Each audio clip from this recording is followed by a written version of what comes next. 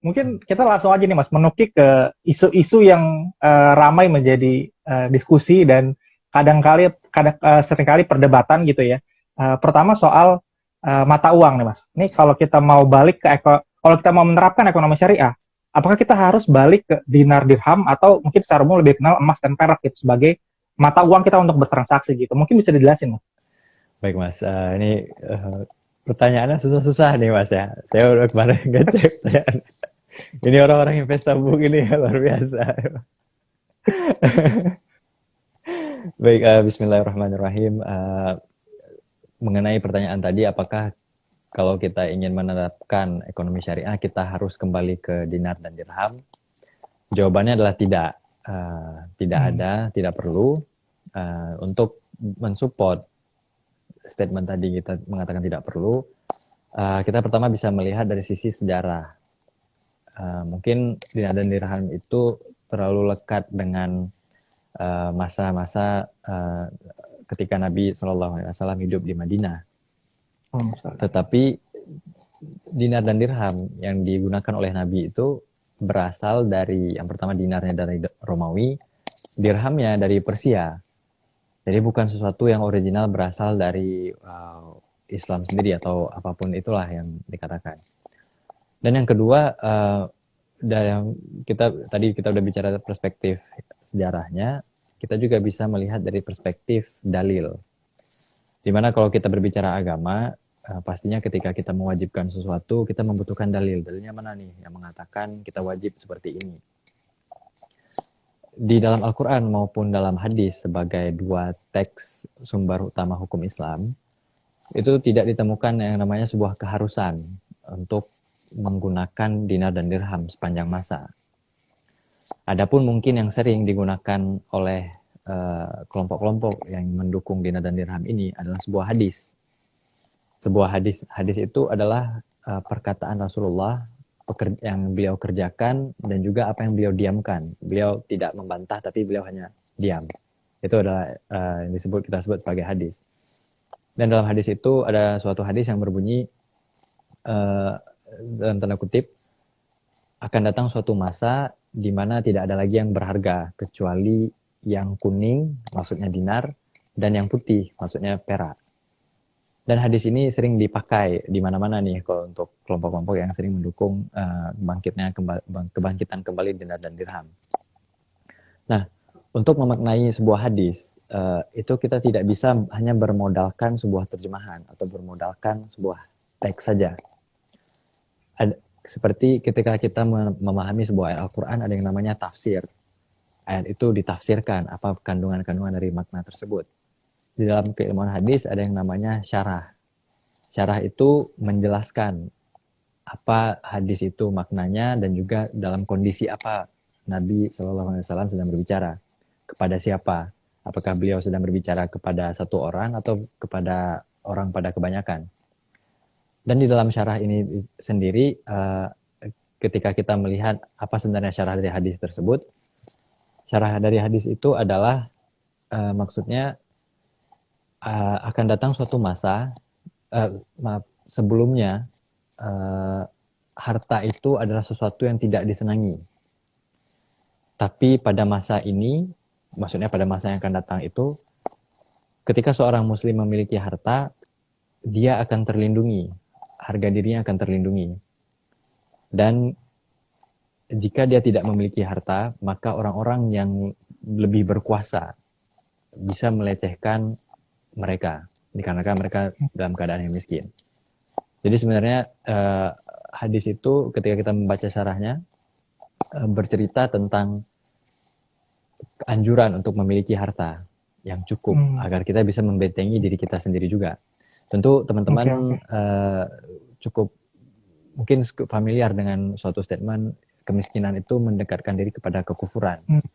Betul. Nah, disinilah fungsi sebuah harta itu. Dengan harta kita bisa menjaga diri kita sendiri sehingga kita tidak melakukan tindakan-tindakan yang mengarah kepada kekufuran diakibatkan kita kekurangan harta. Jadi itu sih Mas sebenarnya makna dari kalau kita berbicara tentang jadi itu. Yang dimaksud dari si kuning dan si putih itu maksudnya harta berarti Mas ya dalam hadis yang suka dibahas itu ya. Iya. Karena Oke, oke.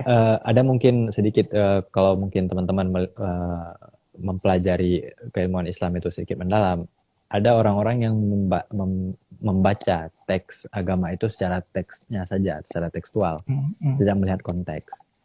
Kalau tadi kita ambil secara tekstualnya saja, kita hanya mengatakan itu dinar dan dirham. Di hadis yang lain, Nabi SAW juga bersabda, celakalah orang-orang yang tergila-gila dengan dinar dan dirham. Ya, berarti ya kita bisa sebagai orang yang celaka nih kalau kita hanya tergila-gila dengan dinar dan dirham.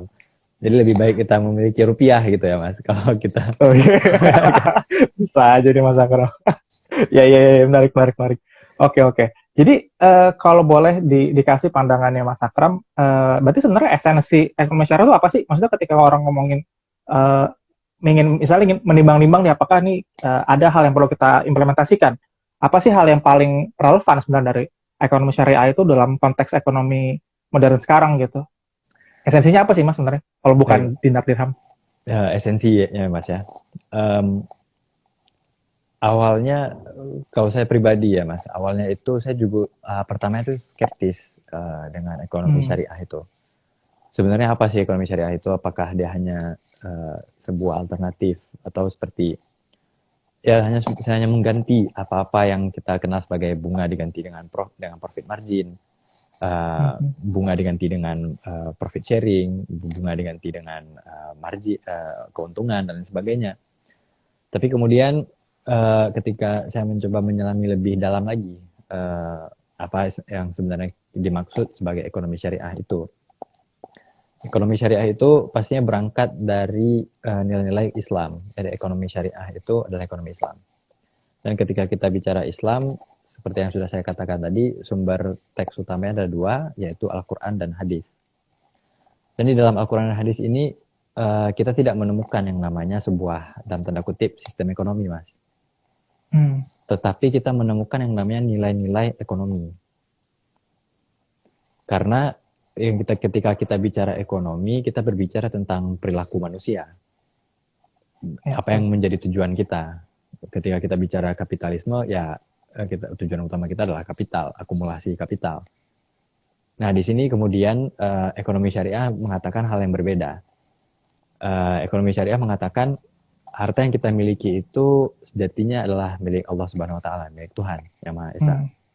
Maka ketika saya menerima premis itu, saya menerima harta saya bukan milik saya bertanggung jawab kepada pemilik sebenarnya, seperti apa saya menggunakannya dan seperti apa saya memperoleh harta tersebut.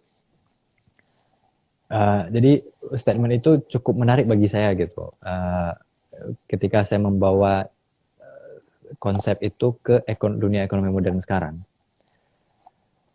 Salah satu yang bisa kita tarik garisnya adalah ketika kita mengelola apa yang kita miliki itu dengan secara sadar bahwa itu bukan milik kita berpikir jauh ke depan. Misalnya, saya memiliki sebuah pabrik, tapi saya tahu bahwa pabrik itu hanya sebuah titipan yang diamanahkan kepada saya dari Tuhan yang Maha Esa. Oleh karena itu, saya harus menggunakan pabrik itu secara sangat hati-hati. Karena lingkungan ataupun pepohonan, binatang, dan hewan sebagainya juga adalah makhluk Tuhan. Kalau saya dengan pabrik saya itu mengotori lingkungan, merusak pepohonan dan membunuh hewan-hewan, artinya saya sudah melanggar perintah Tuhan, yaitu menjaga alam ini. Dan itu saya melihat, oke, sepertinya kita bisa menemukan benang merah antara ekonomi syariah dan problem yang sedang dihadapi di dunia saat ini. Ya seperti tadi climate change dan lain sebagainya.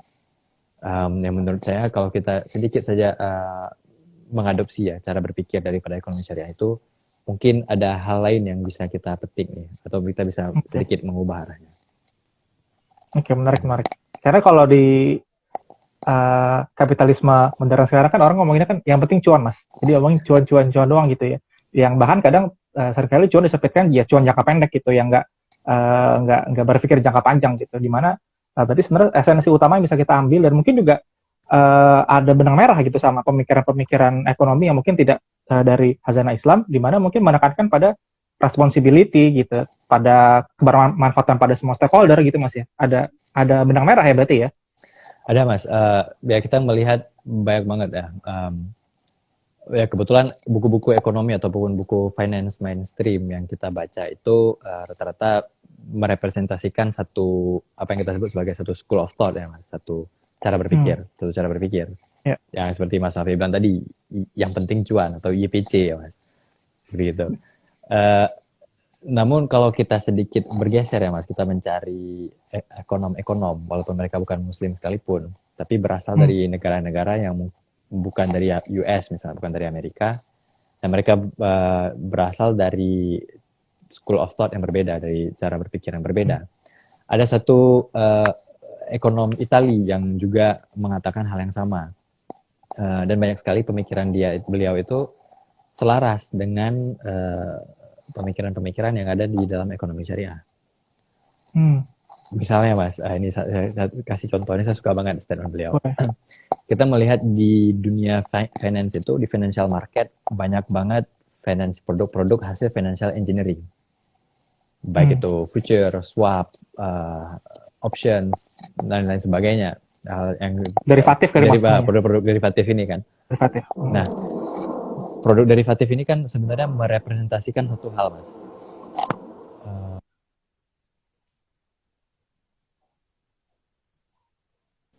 Mohon maaf, ada sedikit pengerjaan di sebelah. Ya.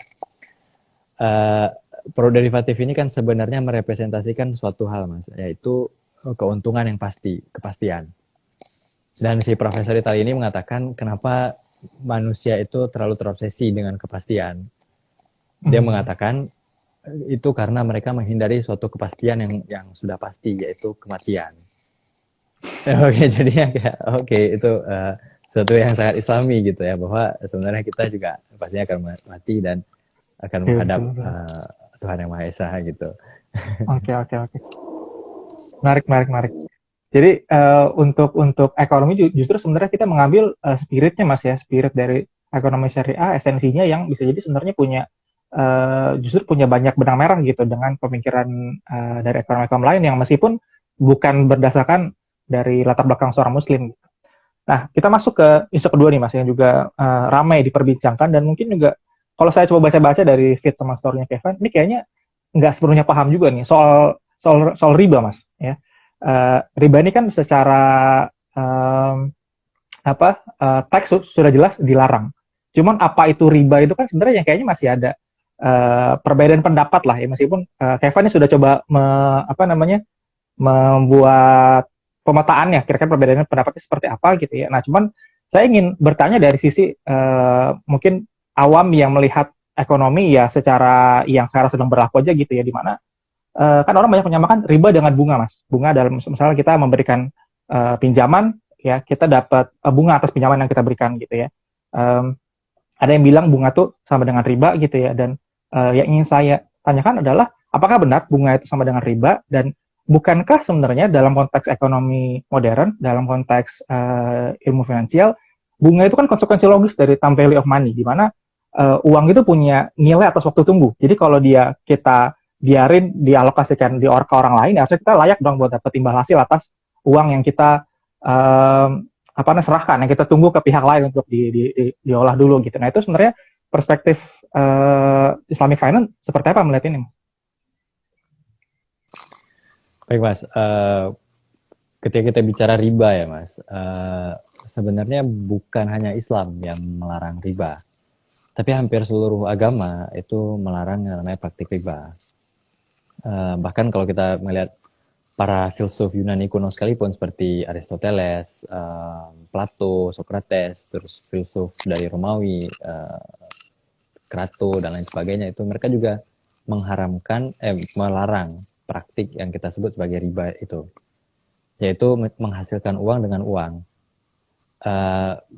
Esensi dari riba itu kan sebenarnya seharusnya pertukaran antara 10.000 rupiah itu hanya boleh ditukar dengan 10.000 rupiah ketika dua belah pihak bertransaksi. Ketika satu pihak menukarkan 10.000 rupiah dengan 11.000 rupiah, ada tambahan 1.000 rupiah itu. Dan Rp1.000 inilah yang kita kenal sebagai riba. Ada apa? Kenapa dia bisa bertambah Rp1.000? Kalau konsep tadi saya bawa ke dalam bentuk hutang sekalipun, ada dua orang, yang satu memberikan 10.000, seharusnya yang satunya ini juga memberikan 10.000. Exchange-nya itu harus sama, equal. Tapi dalam hutang itu 10.000 diberikan, kemudian yang satunya memberikan kembali Rp11.000. Di situ ada satu konsep yang di mana Islam menolak ya, dari zaman dulu sampai zaman sekarang. Dan menurut saya juga seluruh agama tadi juga menolak konsep itu, yaitu menjadikan uang sebagai komoditi. Barusan kita menjadikan uang itu sebagai sebuah komoditi, di mana uang bisa menghasilkan uang lagi. Dan itu yang tidak diperbolehkan. Jadi itu tadi esensi dari riba ya, Mas. Dan memang sih kita semua sepakat bahwa riba itu diharamkan. Tapi apa yang kemudian dimaksud sebagai riba itu terjadi perbedaan. Bukan hanya pada di dalam dunia modern ya Mas. Dalam hal apa yang kita kenal sebagai kitab fikih klasik, ya, literatur klasik sekalipun, itu pembagian-pembagian riba pun berbeda-beda antara satu dan lainnya. Ada yang hanya membagi sebagai dua jenis, ada yang membagi sebagai 4, ada yang membagi sebagai 3, dan sebagainya. Artinya penafsiran itu berbeda, Mas, antara dari setiap masa ke masa juga ada sedikit perbedaan. Nah, isu mengenai apakah bunga bank dan riba ini itu jadi isu yang sangat hangat pada tahun 90-an, Mas, abad 20. Itu terjadi pembahasan di Mesir, di Timur Tengah, di Arab Saudi, negara-negara Muslim di sana. Dan itu mereka terpecah menjadi dua kubu, yang mengharamkan dan yang menghalalkan. Ada yang mengatakan nggak tahu di tengah-tengah. Selalu itulah ininya hasil dari perdebatan itu. Dan dari tiga itu masing-masing seolah seperti tidak ditemukan ya Mas jalan keluarnya. Meskipun nanti ada argumen-argumen lebih kuat, dan kita di Kevan kami memegang pada argumen itu yang lebih kuat mengatakan bunga bank sama dengan riba. Tapi tetap saja nanti ada muncul lagi yang mengatakan oh ini bukan bunga bank, itu beda dengan riba seperti yang diharamkan dalam Al-Quran. Sebenarnya ada sejarahnya di sini Mas. Kenapa sebelumnya semua orang tuh sepakat melihat riba itu diharamkan, tapi tiba-tiba berubah nih mengatakan riba yang diharamkan di teks kitab suci itu berbeda dengan bunga bank. Itu ada sebuah sejarahnya.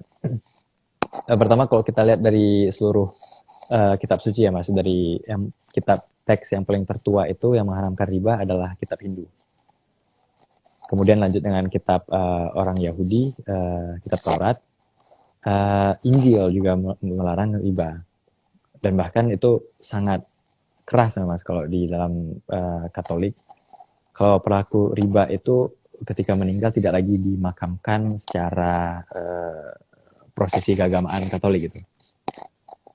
Nah, di sana kalau kita translate ya Mas, riba yang dimaksud di situ, karena kalau kita translate dalam bahasa Indonesia, riba hanya dengan bunga, sama dengan bunga. Tapi kalau dalam bahasa Inggris, riba itu sama dengan usury. Nah, riba usury ini yang dilarang di mana-mana nih. Di seluruh agama dilarang, di seluruh kitab suci juga dilarang. Barulah kemudian sekitar abad 18, abad 17, ada seorang teologian, Mas, ahli teologi ya, bernama John Calvin. John Calvin ini mengeluarkan teori baru. Dia mengatakan interest yang kita praktikkan sekarang ini itu berbeda dengan riba atau usury yang dilarang pada kitab suci di berbagai agama. John Calvin berasal dari Kristen, jadi dia mengatakan ada perbedaan antara riba interest dengan riba usury. Di sana masih mulai berpisah pengertian tadi.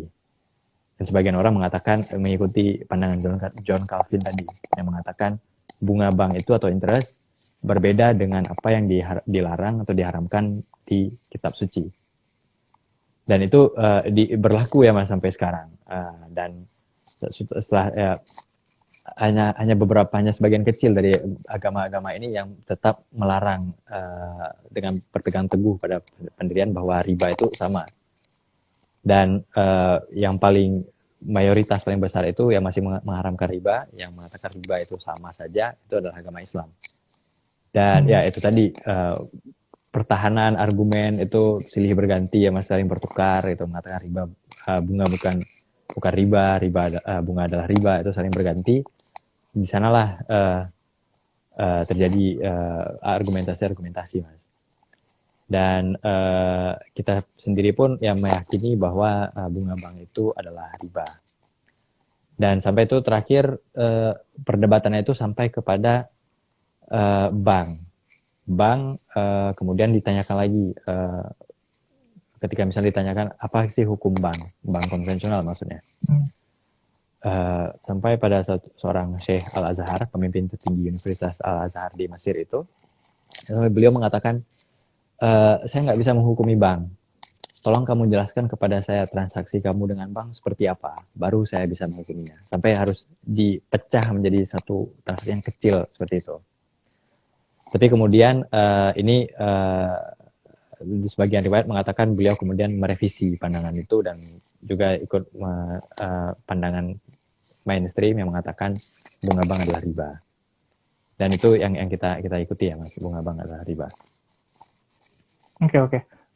Mungkin bisa dikasih ini kali, Mas, ya, ilustrasi gitu, karena kan sebenarnya kalau yang saya pahami itu kan tadi time value of money Islam. Ya, Mas, ya? Oh ya, sorry, mungkin bisa dijelasin juga Mas soal time value. Ya, time value of money ya, UK. Ketika saya masuk kelas finance ya, Mas, itu time value of money itu termasuk hal yang saya nggak suka gitu, karena itu seperti doktrin ya, Mas, ya, kayak ini gitu, di doktrin kita bahwa time value of money gitu. Ada dua pandangan, Mas, dalam Islamic finance modern ini.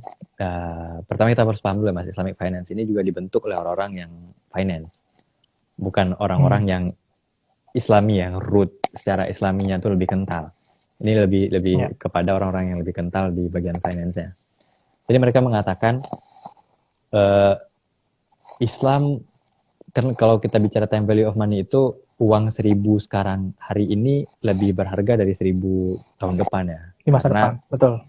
Karena dengan uang 1.000 sekarang saya bisa menghasilkan lebih gitu. Kalau tahun depan saya hanya masih memiliki 1.000 rupiah, artinya saya rugi dong. Karena saya harusnya bisa menghasilkan 1.100 gitu ya.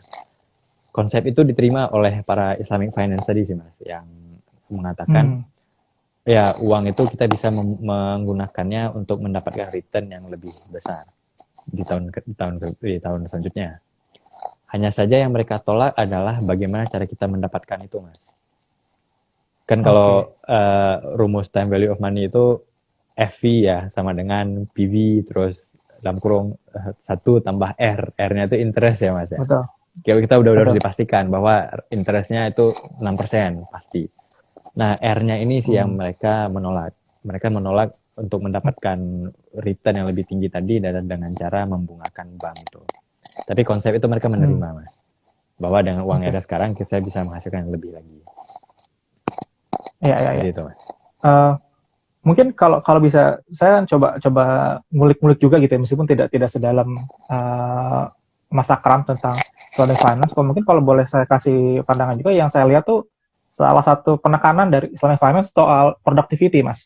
Ya, di mana uang itu punya value ketika dia bukan cuma uang, tapi aset itu punya nilai ketika dia produktif, ketika dia bisa memberikan nilai tambah gitu. Itu misalnya kenapa tanah kalau nggak produktif akan dikasih pajak lebih tinggi gitu, karena semua aset itu didorong untuk bisa produktif. Atau misalnya kenapa kalau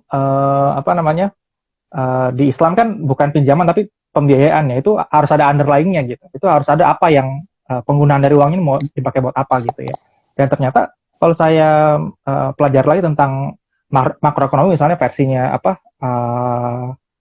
Ray Dalio gitu ya, justru dia sangat menekankan juga itu gitu, karena ketika terutama pasar finansial ya, ketika ekonomi ini digerakkan oleh pasar finansial yang makin jauh ke ekonomi real, wah itu makin dekat ke kehancuran ekonomi biasanya tuh. Ada short term debt cycle, ada long term debt cycle, di mana debt itu ya justru itu yang menciptakan siklus ekonomi kita yang naik turun gitu, yang nggak stabil gitu, dan itu uh, digunakan untuk mempercepat. Ya, debt itu kan digunakan untuk mempercepat pertumbuhan produktivitas yang nggak bisa sebegitu cepatnya gitu ya. Dan Mas Akra bisa kasih tambahan nggak soal penekanan pada produktif ini? Apakah Mas Akra punya pandangan serupa? Dan kira-kira uh, gimana sih manfaatnya? Karena berpikir kita memfokuskan diri pada productivity gitu di tengah sekarang kan jenis aset makin banyak ya.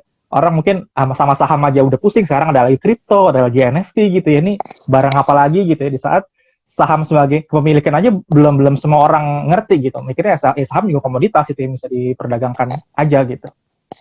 Punya pandangan Mas soal productivity? Productivity ya Mas. Seperti yang Mas Alfi bilang tadi ya, kayak Islam itu juga, ini Mas Alfi baca yang mana ya Mas? Karena menarik sih, karena dia tadi Mas Alfi mengatakan tanah itu yang misalnya dia idle, tidak digunakan untuk kegiatan produktif, harusnya di tax secara lebih ya Mas. Nah, saya lupa sih Mas baca di mana, tapi saya pernah baca itu. Jadi itu ada satu kerangka berpikir ya Mas, atau economic thoughts ya, dari seorang yang kebetulan bukan berasal dari Sunni Muslim ya Mas, dari Syiah. Jadi beliau, cara beliau berpikir itu adalah beliau tidak percaya bahwa resource itu limited atau scarce atau terbatas. Yang merujuk pada sebuah ayat Al-Quran yang artinya Allah telah menciptakan segala hal pada ukurannya. Jadi seperti itu, ketika ada tanah, jadi semuanya itu sebenarnya dari keinginan untuk kebutuhan kita secara manusia, humankind itu sudah bisa dipenuhi sebenarnya oleh planet bumi. Hanya saja sebagian dari kita itu lebih serakah dari yang lainnya, sehingga dia mengakumulasi lebih banyak daripada yang lain. Jadi itu cara satu teori ekonomi Islam ya Mas. Menarik. Jadi makanya tanah itu seharusnya digunakan oleh untuk kegiatan yang produktif. Ketika tanah itu hanya idle, artinya dia sedang ya mengakumulasi lebih besar dari apa yang sebenarnya dia butuhkan. Dan itu disarankan untuk lebih baik dia sewakan kepada orang lain untuk dibikin sesuatu, untuk sesuatu produktif lainnya. Karena produktivitas ya Mas, seperti itu tadi Mas V mention tentang economic real. Ya, ekonomi real itu menjadi ciri khas utama daripada ekonomi syariah atau ekonomi Islam. Karena dengan ekonomi real itu kita secara langsung berkontribusi pada masyarakat sekitar, kepada orang-orang. Ketika misalnya saya mendirikan sebuah pabrik, ya otomatis saya menyerap tenaga kerja, saya menambah penghasilan bagi para supplier, bisa memberikan penghasilan buat negara juga dalam bentuk tax dan lain sebagainya gitu. Jadi efeknya itu jauh lebih besar. Kerangka berpikirnya seperti apa sih Mas? Apa yang saya temui selama ini adalah ketika kita paham ya Mas, bahwa harta yang kita miliki itu sebenarnya bukan punya kita. Dan sebenarnya tujuan hidup kita juga di sini adalah untuk sementara. Tujuan kita adalah ke sana di akhirat nanti setelah kita meninggal. Otomatis kita akan berpikir apa yang bisa saya lakukan untuk menjadikan bekal yang bisa saya bawa pulang ke akhirat kelak.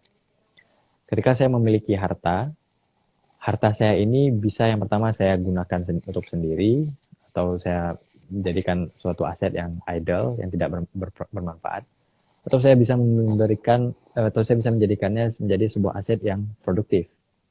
Yang mana aset produktif ini dengan niat yang benar ya Mas, itu bisa menciptakan lapangan kerja bagi orang lain. Dan itu yang kita harapkan menjadi sebuah amal jariah, sebuah amalan baik bagi kita yang tidak terputus. Hingga kita ketika kita meninggal nanti juga tidak terputus. Jadi mungkin itu kerangka berpikir ya Mas, kenapa sangat ditekankan yang namanya produktivitas. Dan juga produktivitas seperti tadi, ketika saya memiliki kapital yang lebih banyak, dengan berinvestasi atau dengan membangun sebuah sesuatu dalam hal ekonomi real seperti pabrik, saya mendistribusikan kekayaan saya ke orang lain secara tidak langsung. Nah, itu juga salah satu jadi jadi backbone dari ekonomi syariah itu ya Mas, distribusi kekayaan. Kekayaan itu tidak boleh Betul. dimiliki oleh hanya sebagian orang. Begitu Mas. Oke, oke, oke. Menarik, menarik, menarik. Oke, kita balik lagi nih Mas ke riba gitu ya kan salah satu alternatif yang ditawarkan oleh Islam ketika melarang riba, bukan berarti kemudian umat Islam nggak boleh bertransaksi ke perbankan atau kemudian meminta pembiayaan gitu, dikasih alternatif nih, dikasih alternatif bank syariah gitu ya. Mungkin ada dua pertanyaan langsung sekaligus saya sampaikan. Pertama, gimana pandangan Mas Akram tentang perkembangan bank syariah di Indonesia sekarang gitu ya. Kemarin kita melalui apa namanya milestone yang cukup penting gitu ya, mergernya Bank BUMN Syariah jadi ukuran yang sangat besar gitu ya. Mungkin Mas Akram bisa kasih overview pandangan tentang industri bank syariah di Indonesia gitu ya, yang sebenarnya bisa bilang secara market share tidak cukup signifikan gitu berkembangnya. Mungkin ada perkembangan tapi tidak terlalu cukup signifikan dibanding asetnya bank konvensional gitu ya. Nah yang kedua ini soal perwujudan lain dari ekonomi syariah atau Islamic finance gitu ya. Nah mungkin kalau yang paling kelihatan lah wujudnya paling nyata, paling juga mungkin paling besar secara aset itu ya perbankan syariah gitu. Kan kalau dalam dunia keuangan kita mungkin kenal juga ada misalnya asuransi syariah, ada apa namanya saham syariah juga misalnya kan untuk investasi, ada sukuk atau juga mungkin instrumen lain kayak misalnya wakaf gitu ya segala macam. Itu uh, bisa dikasih overview nggak sih Mas di masing-masing itu uh, apa relevansi mereka gitu, apa tawaran yang bisa mereka hadirkan. Misalnya kalau bank syariah kan oke, dia ngasih kita alternatif untuk bertransaksi, nyimpan uang atau dapat pembiayaan yang eh, nggak ada ribanya gitu ya. Nah kalau yang lain ini apa nih Mas, tawaran yang dikasih oleh institusi-institusi dari ekonomi syariah ini untuk masyarakat gitu. Baik Mas, sebenarnya ada satu kritik ya Mas yang melihat Islamic Finance dengan perkembangannya saat ini ya Mas. Hmm. Yang mengatakan bahwa kita hanya berbelok dan hanya mengikuti framework konvensional di mana ada bank syariah, ada bank kita bikin bank syariah, di mana ada asuransi kita bikin yang namanya asuransi syariah, di mana ada bond kita bikin sukuk, ada saham kita bikin saham syariah, seperti itu kan. Yeah, yeah, yeah. Itu sebuah fenomena yang sebenarnya patut dikritisi ya Mas, karena sebenarnya ekonomi syariah ataupun cara berpikir ekonomi Islam itu tidak terbatas dengan menciptakan ekonomi syariah, bank syariah ataupun asuransi syariah. Bank syariah sendiri sebenarnya hadir ketika tadi seperti yang kita jelaskan sebelumnya ya Mas, ketika perdebatan tadi tidak selesai-selesai, maka dicarikan alternatif bagaimana kita membangun sebuah bank di mana kita bisa bertransaksi secara islami, secara halal. Yep. Dilihatlah Mas konsep-konsep dari apa yang kita kenal sebagai fikih muamalah. Jadi sebuah keilmuan tersendiri yang usianya sudah ribuan tahun, pembahasan yang sangat panjang tentang transaksi-transaksi keuangan. Kemudian dengan ketika melihat fikih muamalah ini, para ahli waktu itu mengambil konsep-konsep itu dan menerapkannya pada bank syariah. Otomatis jadinya tetap jadi bank gitu, karena bentuknya udah bank. Jadi konsep-konsep itu juga ketika dituangkan ke bank tidak bisa secara sepenuhnya mengikuti konsep itu Mas. Mereka tetap mengikuti bentuk bank. Dan setelah itu entah kenapa saat bank syariah itu mulai terbentuk, diiringi juga dengan hadirnya oil boom di Timur Tengah. Timur Tengah. Ya. Jadi ketika bank syariah itu pertama sekali muncul ya Mas di Timur Tengah, itu justru yang paling maju pada saat itu bukan bank Islam atau bank-bank Arab, yang justru paling maju adalah Deutsche Bank dari Jerman. Dikarenakan mereka melihat wah ini potensi market yang sangat besar. Dan di sini mulai tersetir sih Mas, yang tadi seperti ekonomi syariah yang kita bicarakan secara konsep dengan kenyataannya di lapangan. Di sini para pelaku ekonomi syariah itu mulai melihat yang namanya profit. Tujuan utamanya juga sama, untuk profit, untuk mencetak profit. Di sana terbentuk ketika ada bank syariah, kemudian mereka melihat, oke, kita bisa mengambil konsep asuransi. Bisa nggak sih kita bikin asuransi yang secara konsep syariah? Oh, oke, kita ambil konsep yang namanya takaful. Kita ambil, kita jiplak, jadilah dia asuransi syariah. Nah, sebenarnya takaful bisa lebih besar lagi nih Mas konsepnya. Tapi dia terkukung ya dalam konsep asuransi syariah itu. Dan itu terjadi di semua instrumen investasi, Mas. Di dalam semua instrumen investasi itu di mana-mana. Bukan cuma sekedar instrumen investasi ya. Di keuangan, dunia keuangan secara general. Dan melihat perkembangan Indonesia sendiri ya, Mas, kita termasuk yang cukup telat dalam hal perkembangan keuangan syariah ataupun Islamic finance kita. Di mana negara-negara lain itu sudah lebih maju, mereka sudah punya bank yang bisa bersaing dengan bank konvensional. Kita sebelum memiliki bank yang hasil merger kemarin, bank syariah di Indonesia hanya dianggap sebagai pemain kelas 2 yang bahkan tidak dilirik. Dari segi kelengkapan produk sekalipun, banyak banget fasilitas-fasilitas yang tidak bisa kita dapatkan. Dan ya seperti komen barusan, padahal mayoritasnya itu Muslim ya Mas. Itu yang sangat disayangkan ya Mas. Kemarin kita mengangkat kalau halnya Inggris atau United Kingdom itu justru lebih memajukan studi Islamic Finance itu Mas. Untuk itu tadi ya, untuk karena dunia sudah bergerak ke arah climate change gitu ya. Mungkin mereka ingin mencari sesuatu di Islamic Finance atau di Islamic Economy. Ada nggak sih cara berpikir yang berbeda? Begitu juga dengan di Jepang kemarin, beberapa profesor kita coba tampilkan.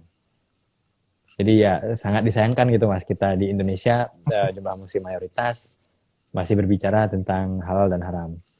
Itu e-wallet, perdebatan e-wallet nggak habis-habis gitu kan. Iya, itu juga saya heran sih.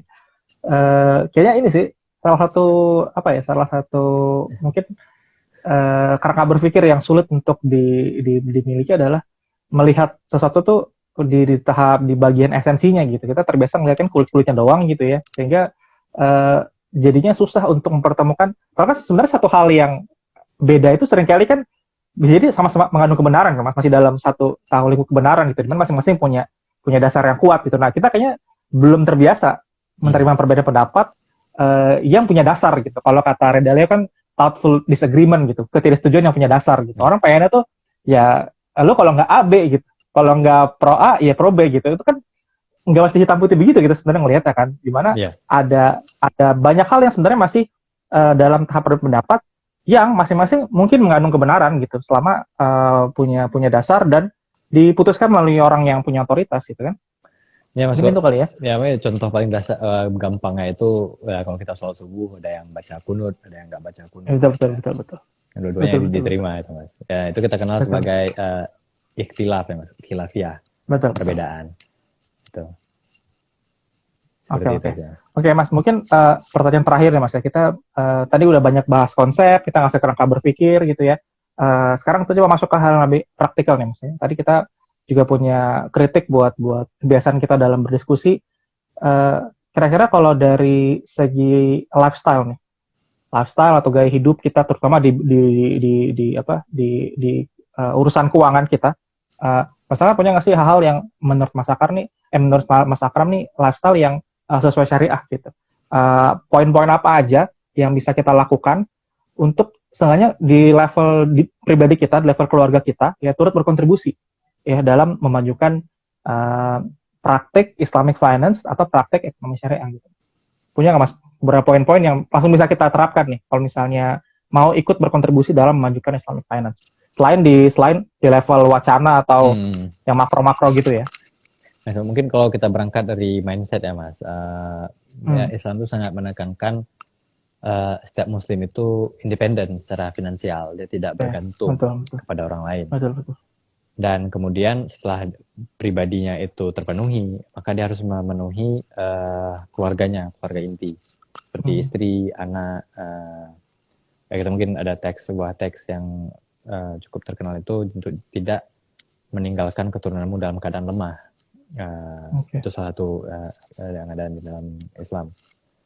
Jadi itu yang pertama sekali, jadinya kadang-kadang kita melihat berangkat dari pemikiran itu, kita juga harus memikirkan tentang investasi, tentang bagaimana kita menyiapkan rencana keuangan yang baik Betul, betul. untuk keluarga, untuk diri sendiri dan juga untuk keluarga kita. Dan selanjutnya mungkin setelah kita berpikir seperti itu, satu hal ya Mas, meskipun kita udah punya investasi ataupun income kita udah besar, spending, banyak banget orang yang melupakan tentang spending. Spending ini yang direm ataupun ditutup ya dalam konsep bahwa berfoya-foya itu adalah sesuatu yang dilarang. Dan saya lupa ada satu teks hadis ya, itu bunyinya seperti kalau kita dapat dua, satunya di spend, satunya disimpan, seperti itu makna dari konteksnya gitu Mas. Jadi spendingnya itu tetap dalam keadaan yang lebih mindful. Tidak boleh kita spending dalam keadaan ya berfoya-foya, berhambur-hamburan, karena itu ya perbuatan yang tidak disenangi gitu ya. Karena balik lagi ke konsep tadi Mas, bahwa harta kita bukan milik kita, harta kita adalah milik Tuhan. Kita bertanggung jawab juga untuk agar harta kita ini tidak habis untuk memuaskan, satu lagi saya bawa konsep Islam, hawa nafsu. Jadi harta itu tidak habis untuk dia memuaskan hawa nafsu saja. Harta itu untuk dihabiskan untuk hal-hal yang lebih bermanfaat, seperti mungkin untuk pendidikan anak, untuk kehidupan anak dan lain sebagainya. Jadi itu salah satu kerangka berpikirnya Mas ya. Dan untuk tadi dari level individu, mungkin kita ingin memajukan yang namanya ekonomi syariah atau Islamic finance, industrinya di negara kita, ya kita bisa memulai dengan menggunakan produk-produk keuangan syariah itu. Kalau di daerah saya Mas, kebetulan udah nggak ada lagi bank konvensional. Semuanya udah jadi bank syariah. Betul. Nah, kalau mungkin teman-teman dari daerah lain itu mungkin bisa yang menggunakan dua akun gitu ya, kalau mungkin masih belum bisa terlepas dari satu bank konvensional. Ya mungkin ya mulai menggunakan satu akun bank syariah atau lain sebagainya gitu. Jadi industri itu juga dengan sendirinya bertumbuh dengan adanya pengguna-pengguna yang lebih banyak gitu Mas. Dan satu lagi yang pastinya jangan lupa juga tentang zakat ya Mas. Zakat, infak, sedekah, wakaf. Penting nih. Karena itu ya, itu tadi ya satu esensi juga dari Islamic Finance adalah produk original dari Islamic Finance itu sebenarnya Ziswaf, bukan bank syariah atau asuransi syariah. Betul. Karena itu tadi konsep utamanya adalah distribusi kekayaan. Betul. Ya itu yang Ziswaf itu mungkin ini ya Mas, masih perlu dieksplor lagi Mas ya. Kayak saya sempat dengar info Kementerian Keuangan mulai bikin sukuk yang di-link sama wakaf gitu. Jadi orang bisa wakaf dari imbal hasil yang dia dapat dari harta yang disimpan di sukuk. Itu kan sebenarnya salah satu inovasi gitu, di mana kita bisa loh menyampaikan, mengenalkan tentang sukuk dari sisi investasi gitu. Jadi kayak ngamanin dananya dapat, tapi nilai wakaf untuk redistribusi juga dapat gitu ya. Mungkin Ziswaf itu ya yang masih perlu dieksplor lagi untuk tadi kalau bahkan dikasih penekanan sama Mas Akram, justru ini produk original nih yang harus dikembangkan lebih lanjut gitu. Dan menariknya Mas Akram berkali-kali menekankan kalau sayang banget ketika Islamic Finance ini dikungkung hanya dari kelembagaan atau praktik institusi yang sudah ada di konvensional gitu. Justru harusnya kita bisa beyond dari itu Mas ya, ketika benar-benar mungkin ada orang yang sebegitu nguliknya, sebegitu inovatifnya bisa kemudian menelurkan ide-ide nih untuk pengembangan dari Ziswaf nih ke depan gitu Mas ya. Ya sebenarnya kalau untuk Ziswaf itu contoh-contoh klasiknya udah banyak ya Mas. Misalnya kita sering biasa di dalam diskusi-diskusi atau mungkin ceramah-ceramah kita mendengar, di masa ini rumah sakit gratis, di masa ini sekolahnya gratis gitu kan. Tapi yang tidak dibahas adalah bagaimana sih mereka bisa mendapatkan itu secara gratis. Nah, itu yang kadang tidak banyak dibahas gitu, tidak banyak diulik gitu kan. Dari mana pendanaannya gitu, kok bisa gratis gitu kan. Nah, di situ sebenarnya peran dari wakaf atau terutama si wakaf ya Mas. Kita bisa mewakafkan satu sekolah, bangunan sekolah udah jadi, Dan kemudian untuk operasionalnya kita bisa mewakafkan misalnya pertokoan atau gedung, di mana hasil dari uang sewa gedung ini kemudian kita sewakan. Betul. Uang sewa gedung itu menutupi operasional sekolah tadi. Nah, seperti itulah mungkin konsep sederhana ya Mas. Kita bisa mendapatkan sekolah gratis ataupun rumah sakit gratis. Gitu. Benar. Itu satu konsep yang mungkin belum terlalu lama juga saya pahami gitu. Ternyata wakaf itu nggak harus dalam bentuk kita mewakafkan asetnya. Bisa juga kita mewakafkan income yang dihasilkan melalui aset tersebut. Itu kan sebenarnya jadi titik tengah menarik sama orang-orang yang mungkin nilai altruismenya masih belum setinggi itu gitu, Mas. Masih pengen ngamanin aset, cuman pengen mulai juga nih berkontribusi pada redistribusi kekayaan gitu. Sebenarnya jadi opsi yang menarik kan. Kalau kita bisa mewakafkan income yang dihasilkan dari aset yang sebenarnya masih jadi milik kita gitu. Nah, maaf Mas. Jadi kalau itu ketika saya sudah mewakafkan itu otomatis sudah bukan lagi milik kita, Mas. Gitu ya? Sudah berpindah ke kepemilikan. Tapi tadi Mas Alfi menyebutkan altruisme ya, altruism. Itu yang sekarang saya jadi cukup berpikir gitu ya, bagaimana kita mengubah nilai ya, pada manusia. Di mana ya sekarang yang penting cuan masih menjadi nilai utama dari kehidupan manusia. Bagaimana kita bisa mengubah itu ke arah manusia lebih ke arah altruistik gitu. Apa gitu yang kita bisa ukur di sana, apa itu yang bisa kita berikan gitu ya Mas di sana. Kalau menurut saya harus di mix sih Mas. Kita harus punya model di mana kita bisa dapat cuan sambil berkontribusi gitu. Itu kan sebenarnya salah satu, misal tadi penekanan pada ekonomi yang produktif, itu kan salah satu cara di mana kita seharusnya bisa melakukan keduanya. Jadi ketika kita sadar, jadi kan kalau kita nyari cuan kan kita juga untuk memenuhi nafkah untuk keluarga kita gitu. Tapi di sisi lain juga kita perlu responsibel sama dampak yang dihasilkan dari pekerjaan kita gitu. Dan itu mungkin kalau boleh untuk jadi penutup di sesi EGLF kita di sore hari ini gitu ya, esensi penting tadi diulas di awal sama Mas Akram, kalau harta itu adalah titipan gitu. Ini kayaknya kalau ini benar-benar dipahami, dihayati, game changer sih Mas kayaknya Mas. Kalau benar orang menghayati harta itu titipan, cara dia ngelihat cuan, cara dia ngelihat investasi, cara dia ngelihat gimana berperilaku tuh kayaknya bisa sangat mengubah, sama ya benar-benar bisa dipahami harta itu titipan gitu. Jadi bukan berarti kemudian jadi ekstrim, jadi nggak kerja lagi, jadi keluarga ditelantarin gitu ya, karena justru itu juga bukan bagian dari Islam kan ketika terlalu ekstrim gitu. Tapi di pertengahan, di mana semua kita penuhin diri kita, keluarga kita, tanggung jawab kita ke masyarakat, gitu ya, ke negara, gitu, ke dunia, gitu, di mana semua mesti dipertimbangkan. Kita bertanya pada semua stakeholder yang ada di dunia, gitu.